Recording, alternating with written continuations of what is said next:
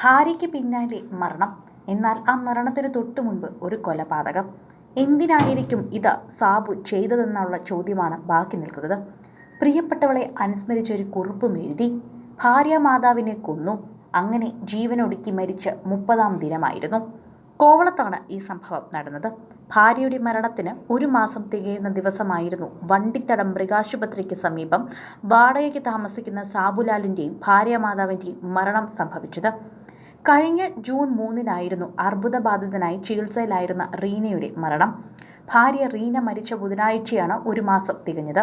മരിക്കുന്നതിനു മുൻപ് അർബുദം ബാധിച്ച് ചികിത്സയിലിരിക്കെ മരിച്ച ഭാര്യ റീനയെ അനുസ്മരിച്ചുകൊണ്ട് സാബുലാൽ കുറിപ്പിട്ടിരുന്നു. പൊന്നെ, നിന്റെ കവിളിലെ തണുപ്പും ചൂടും ഞാനെങ്ങനെ മറക്കാനാ? സാബുലാൽ കുറിച്ച വാക്കുകൾ ഇങ്ങനെയായിരുന്നു.